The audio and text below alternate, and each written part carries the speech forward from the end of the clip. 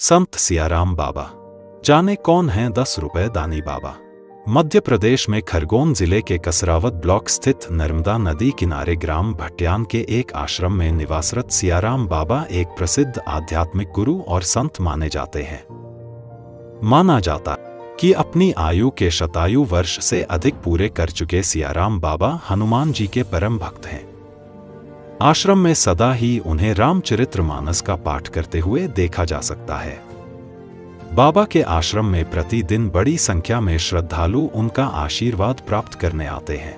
निमाड़ क्षेत्र में प्रसिद्ध आध्यात्मिक गुरु और संत सियाराम बाबा को प्रदेश भर में बड़े ही सम्मान के साथ पूजा जाता है।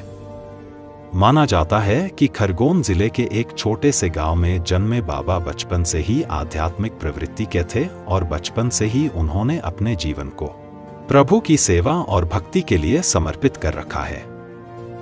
मिली जानकारी के अनुसार उनके पिता एक किसान थे तो वहीं उनकी माताजी घरेलू महिला थी।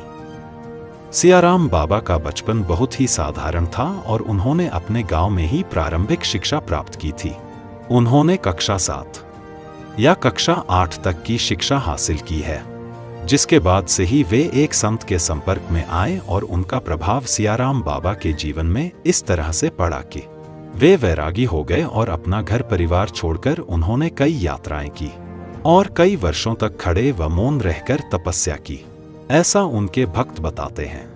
उनका जन्म कहाँ हुआ यह अभी तक अज्ञात है। अपनी यात्रा के अंतिम समय वह मध्य प्रदेश खरगोन जिले के भट्यान गांव में नर्मदा नदी किनारे एक बरगद के पेड़ के नीचे आकर रुके। फिर उन्होंने वहां तपस्या शुरू कर दी और हमेशा के लिए वहीं बस गए।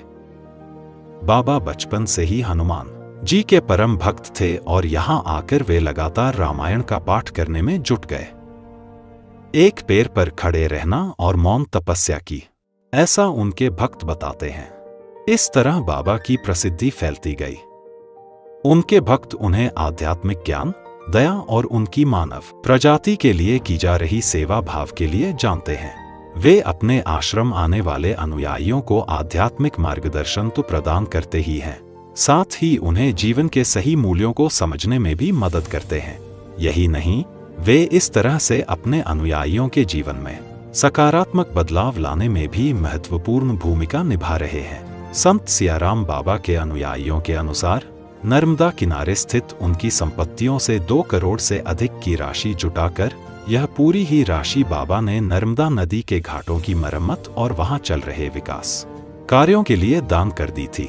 इसके अलावा इसी क्षेत्र में नागलवाड़ी मंदिर व जाम गेट स्थित पार्वती माता मंदिर में भी बड़ी रकम दान कर चुके हैं।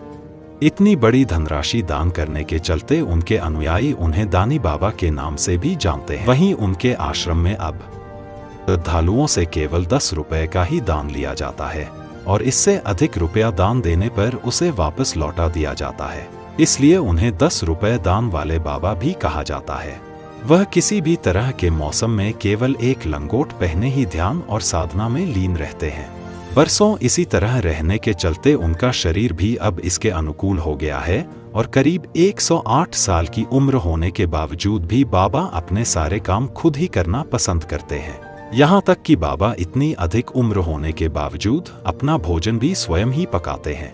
वे सादा भोजन ही करते हैं और कई बार तो केवल फलाहार पर ही दिन बिताते हैं। इसी सब के चलते बाबा का आश्रम अब एक बड़ा आस्था का केंद्र बन गया है।